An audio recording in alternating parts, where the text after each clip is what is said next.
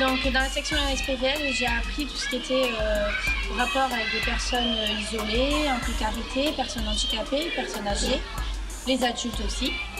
Ça nous a permis d'avoir des notions de social. Donc ce qui m'a permis aussi, grâce à mes stages, j'en ai fait 2 par année, et ça m'a permis de trouver ma voie professionnelle. Un conseil que je pourrais donner aux personnes qui ont vraiment envie de faire dans le social, foncez et donnez tous les moyens qu'ils ont pour réussir.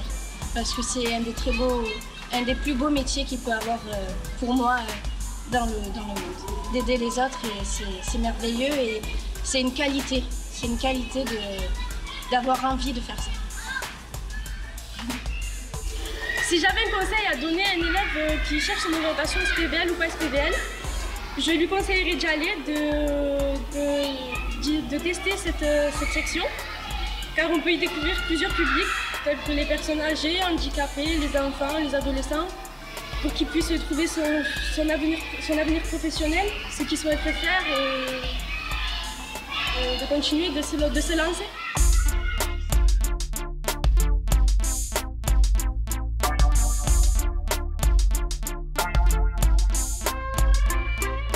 Alors avec un bac pro SPVL, nous pouvons continuer dans les concours de notre choix, car avec un bac, on peut faire n'importe quel concours. Puis on peut continuer aussi dans les BTS ou bien dans les écoles supérieures qui suivent la filière.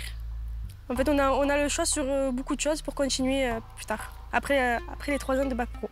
J'ai fait 3 ans de bac pro SPVL, j'ai fait la seconde, première et terminale. Et pendant mon année de terminale, j'ai essayé le concours moniteur-éducateur que j'ai réussi. Donc l'année prochaine, j'irai en école moniteur-éducateur. Et je peux dire que j'ai réussi mon concours moniteur-éducateur grâce à ce bac pro SPVL, grâce aux expériences que j'ai pu avoir lors de mes stages. J'ai effectué des stages au sein de maisons de retraite, de pôles de formation et d'une clinique et d'une association aussi. Le stage qui m'a beaucoup plu est celui de la clinique, car j'aime bien tout ce qui est médical. Et plus tard, j'aimerais m'orienter vers la filière infirmière, passer mes concours, ce qui me passionne beaucoup. Grâce à ça, j'ai pu enrichir mon expérience et savoir vraiment ce que je voulais faire, si je voulais continuer dans cette voie-là. Et grâce à ça, j'ai pu confirmer mon avenir. Oui, moi j'ai toujours voulu travailler dans le social déjà. Après, je ne savais pas forcément exactement ce que je voulais faire, mais je voulais travailler avec des jeunes, les aider. Donc j'ai fait un BEP carrière sanitaire et sociale. Après, j'ai plus enlevé le sanitaire, j'ai continué dans le social, donc dans le bac pro. Et après, j'ai fait un BPGEPS animation sociale, en fait, où je me suis perfectionnée vraiment dans le social pour ensuite continuer dans éducatrice, médiatrice. Voilà. Alors maintenant, donc j'ai fini mon BPGEPS le 12 juin.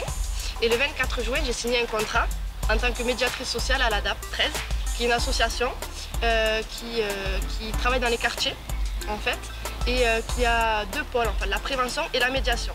Donc en prévention, il y a des éducateurs. Il y a le pôle médiation où je suis moi, qui est plus pour faire de la médiation entre voisins, conflits de voisinage et tout ça. Et moi, j'ai une particularité, donc dans ce pôle, je suis animatrice aussi. Donc je fais des animations de proximité, beaucoup, dans le quartier, pour éviter les regroupements de jeunes en bas d'immeubles qui après engendrent des conflits de voisinage. Donc je suis beaucoup animatrice et voilà. Donc les qualités des personnes pour travailler dans le social. Premièrement, il faut beaucoup aimer les personnes, parce que pour aider les personnes surtout en difficulté, en exclusion sociale, il faut pouvoir aimer les gens, savoir les aider et savoir être bien dans soi pour après aider les gens en difficulté. Si vous aimez le social, si vous aimez aider les personnes, je vous conseille d'y aller. C'est une très belle expérience à vivre.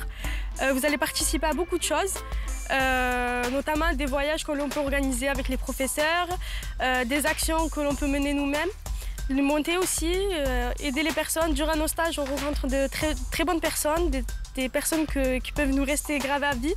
Et c'est une très belle expérience à faire et je vous incite à y aller parce que c'est super, quoi. Allez-y, foncez, parce que c'est un très beau métier de donner de sa personne pour aider les personnes en difficulté. Moi, c'est ce qui me comble de bonheur, quand on voit des personnes en difficulté et qu'on est là, même pas avec grand-chose, en faisant pas grand-chose, on peut leur donner le sourire pour une journée ou même pour plus tard. C'est super. Pour soi-même, c'est super, même mentalement, moralement, il faut foncer.